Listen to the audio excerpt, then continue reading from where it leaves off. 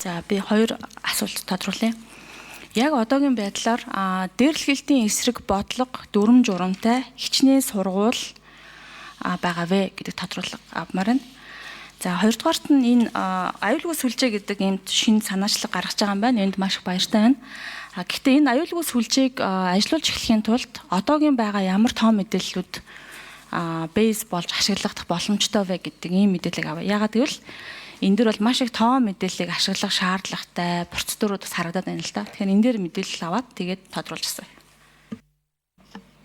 За дээрлэлтийн журамтай сургуулийн тоо 6 номер нэм очир дарга.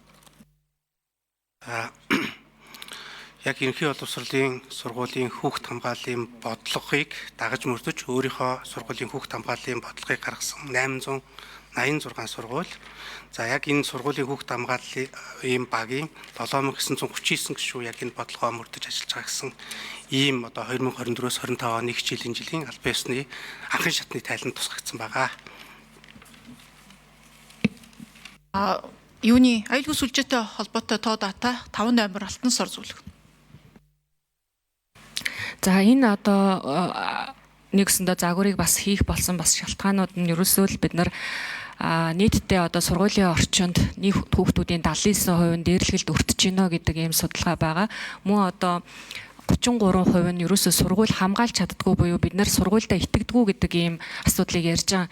Тэгэхээр нэгэнт одоо хүүхдүүд маань сургуультай итгэхгүй байгаа, хинд одоо хэлэхээ мэдэхгүй байгаа ийм нөхцөл байдал бүрдээд байгаа бол бид нар аюулгүй орчин, аюулгүй сургууль гэдгийг бий болгож ийж багш, ажилчид бүх одоо тэр эргэн тойрны томчууд маань аюулгүй байдлыг бий болгож ийж энэ асуудлаас шийдэгдэж тодорхой хэмжээнд байгаа тэр далд байгаа зүйлийг бид нар ил болгох юм байна гэж харж байгаа. Энэ утгаараа одоо яг энэ асуудлыг гаргаж ирсэн. За мөн түүнчлэн ихэвчлэн одоо энэ үе тэнгийн дээрлэхэлд яадаг вэ гэхээр 80-аас 85% нь гэрчтэй болдог. Эргэн тойронд нь дандаа одоо хараа зогсож байгаа чимээгүй ажиглагч нар байдаг. Тэгэхээр За саранчлуун гишүүн тодруулж асууя. За би хүүхд хамгааллын бодлоготой сургууль гэж асуугаагүй. Дээрлэхэлтийн эсрэг бодлоготой сургууль гэсэн үг. Анти буллинг програм гэдэг ойлголтыг асууж байна. Урьдчилан сэргийлэх бодлоготой тэрэн сургууль дээрээ тамга тэмдэгтэй дүрм журамтай хэрвээ тэрийг зөрчих юм бол яах вэ гэдэг асуудлыг асууж байгаа гэсэн. Өөрөөр хэлбэл багш сурагч ээж аав нарт зориулсан ийм бодлоготой сургуулийн тоог асууж байна. Хоёрдугаарт аюулгүй сүлжээний дата хэрэгжүүлж эхлэхийн тулд төрийн байгууллагт байгаа төрийн үйлчлэгэнд байгаа ямар тоо мэдээлэл дээр түшиглэх вэ? Хур дан системийн ямар үзүүлэлтийг ашиглах юм бэ гэдэг ийм тоо баримтын зүйл асуугаад байна. Тодруулъя. Маш тодорхой асууж, тодорхой асуултанд нь тодорхой хариулж идэх. 6 номер нэм очир дарга.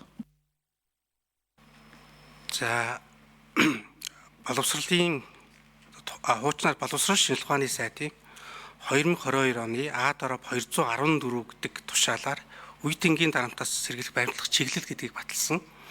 За энэ чиглэлийн дагуу албан ёсны анхан шатны одоо баримтаар энэ яг үе тэнгийн дээрлэхлээс урьдчилан сэргийлэх энэ бодлого чиглэлтэй сургуулийн тоог авч байгаа. Тэгээд энэ бол яг нөгөө сая миний хэлсэн яг энэ хүүхд хамгааллын бодлоготойгоо уялдуулаад 886 гэж хэлсэн ийм учиртай байна. Датан дээр тодорхой хариулт 5 номер. За үүн дээр бол бид нар одоо яг нөгөө платформ гэдэг зүйл дээрээ бол одоо e-parents, e-school гэдэг одоо системүүд байгаа. За энэ эдгээрээс одоо бид нар илүү дата авч яг одоо эцэг эхчүүд оролцогч талуудын мэдээллүүдийг бол энэ одоо системүүдээс авч хамтран ажиллахаар бол төлөвлөж байгаа.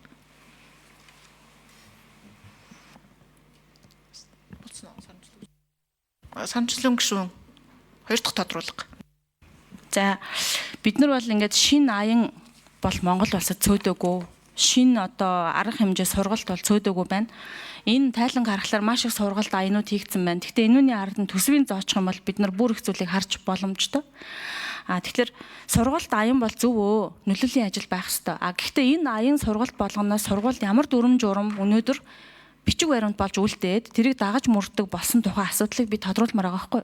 Тэгэхээр аюулгүй сүлжээ гэдгийг эхэлж байгаа бол үүний дагуу ямар өөр бодлогын баримт бичиг байх юм. Шин зүйлийг хийхэд бол одоо байгаа датагаа ашиглахгүй бол бид нар дахиад шин систем гаргаад нэг сайт хийгээл нэг аппликейшн хийдэг тэр нь ажилтгүй байхгүй.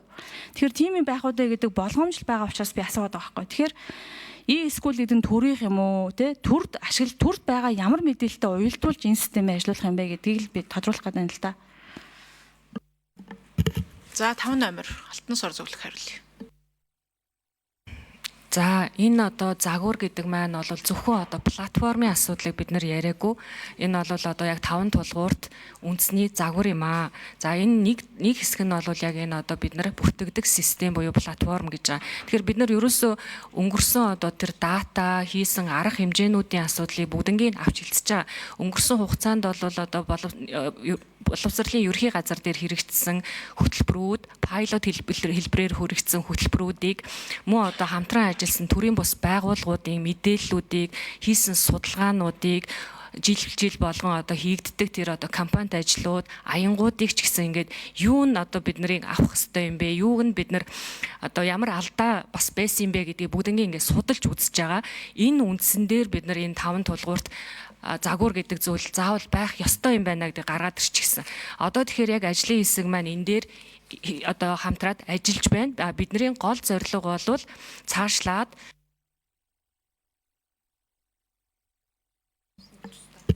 За ингээд асуултаа асууж дуслаа.